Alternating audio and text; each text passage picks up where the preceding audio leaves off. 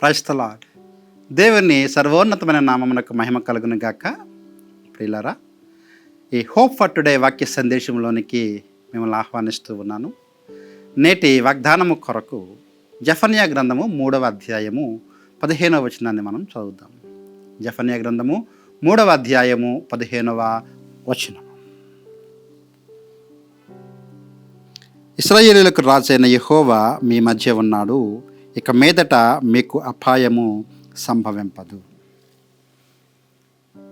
రాజైన యోషియా దినములలో యూదా పట్టణానికి తన హెచ్చరికలను పంపించుట కొరకు దేవుడు జెఫన్యా అనే ప్రవక్తను పంపించాడు. జెఫన్యా వారి యొక్క అనీతి క్రియలను, దుష్క్రియలను, అలాగే దేవుని మీద వారు చేస్తున్న తిరుగుబాటును అంతటినీ కూడా ప్రకటించిన తరువాత, ఒకవేళ వారు మారు మనస్సు పొంది దేవుని తట్టు తిరిగిన ఎడల దేవుడిచ్చే వాగ్దానం గురించి వారితో మాట్లాడుతూ పలికిన మాట ఏంటి అంటే, ఇశ్రాయేలీయులకు రాజైన యెహోవా మీ మధ్యను ఉన్నాడు.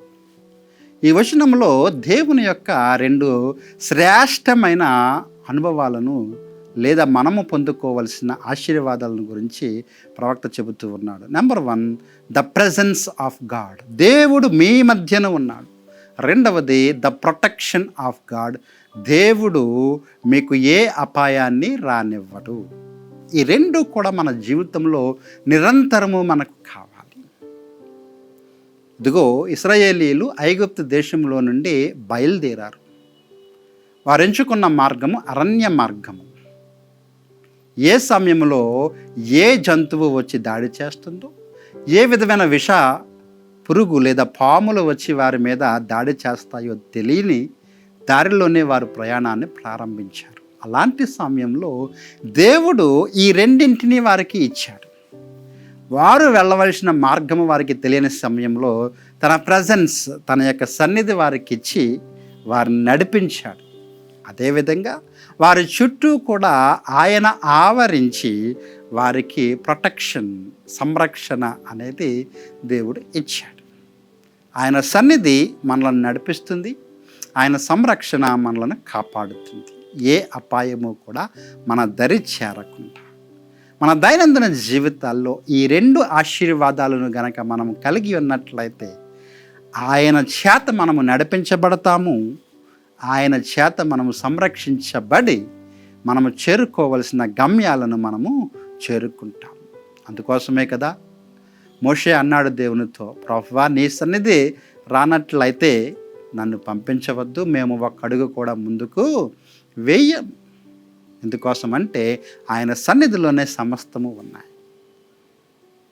ఒకవేళ ఇశ్రాయేలీయులు తాము మారు మనస్సు పొంది దేవుని తట్టు తిరిగిన ఎడల దేవుడిచ్చే 2 ఆశీర్వాదాలు ఏంటేంటి అంటే, ఆయన యొక్క సన్నిధి, ఆయన యొక్క సంరక్షణ.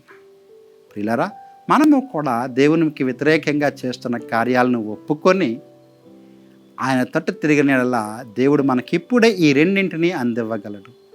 ఆయన యొక్క ప్రెజెన్స్, సన్నిధి, ఆయన యొక్క ప్రొటెక్షన్, సంరక్షణ మన జీవితాల్లో దేవుడు ఇచ్చి మనలను మన సమస్యల నుంచి విడిపించి మన గమ్యస్థానాల వైపు ఆయన నడిపించగలడు. అట్టి కృప దేవుడు మీకు ఇచ్చునుగాక. ఆమేన్. ప్రార్థన చేద్దాం. ప్రేమగల ప్రభువా, కృపగల తండ్రి, జెఫన్యా ప్రవక్త ద్వారా ప్రభువా, ఇశ్రాయేలీయులకు మీరు ఇచ్చిన వాగ్దానము మేము కూడా పొందుకుంటూ ఉన్నాం. మా జీవితాల్లో మీకు వ్యతిరేకంగా ఏదైనా క్రియ మా జీవితాల్లో ఉంటే దానిని బట్టి ప్రభువా మేము పశ్చాత్తాపపడుతూ ఉండగా, ఒప్పుకుంటూ ఉండగా మమ్మల్ని క్షమించి మీ సన్నిధి, మీ సంరక్షణ మాకు అనుగ్రహిస్తారని నమ్మచ్చు. యేసు నామములో ఈ ప్రార్థన అడిగి వేడుకుంటున్నాము తండ్రి. Amen. God bless you friends.